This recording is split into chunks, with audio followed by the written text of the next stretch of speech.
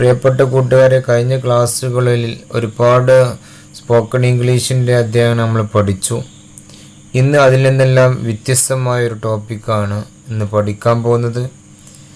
ഞാനൊരു പക്ഷിയായിരുന്നെങ്കിൽ എനിക്ക് പറക്കാമായിരുന്നു. ഞാനൊരിക്കലും ഒരു പക്ഷി ആവില്ല. പക്ഷി എൻ്റെ സങ്കല്പം പറയാണ്, എൻ്റെ ആഗ്രഹം പ്രകടിപ്പിക്കാൻ. അങ്ങനെയുള്ള ആഗ്രഹങ്ങൾ, നടക്കാത്ത ആഗ്രഹങ്ങൾ, അത് എങ്ങനെ പറയും? അതിന് ഇംഗ്ലീഷിൽ ഇമാജിനറി കണ്ടീഷൻ എന്നാണ് പറയുക. അതാണ് ഇന്ന് നാം ചർച്ച ചെയ്യാൻ പോകുന്ന ടോപ്പിക്.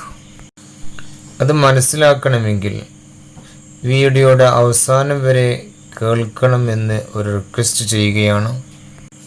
ഇങ്ങനെയുള്ള സങ്കല്പങ്ങൾ പറയുമ്പോൾ സാധാരണ അതിൻ്റെ കൂടെ വാസാണ് ഉപയോഗിക്കാറ്. നമ്മൾ അതിന് പകരം വേറുപയോഗിക്കുന്നു. സാധാരണ ഭാവിയിൽ സംഭവിക്കുന്ന കാര്യത്തെക്കുറിച്ച് പറയും വില്ല് ഉപയോഗിക്കുന്നു. അതിന് പകരം വുഡാണ് ഇവിടെ ഉപയോഗിക്കേണ്ടത്.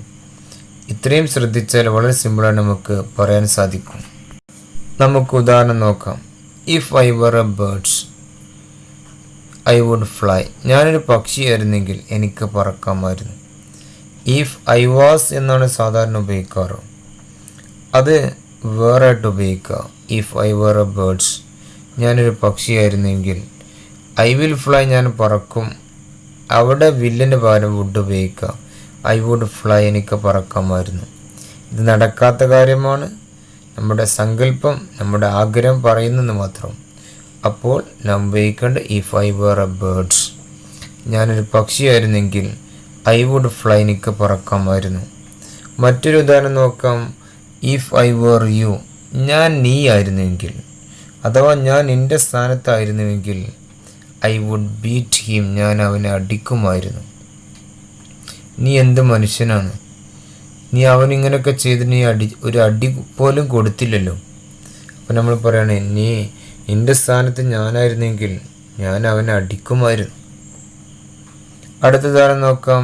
If I were Bill Gates, ഞാൻ ബിൽ ഗേറ്റ്സിൻ്റെ സ്ഥാനത്തായിരുന്നുവെങ്കിൽ.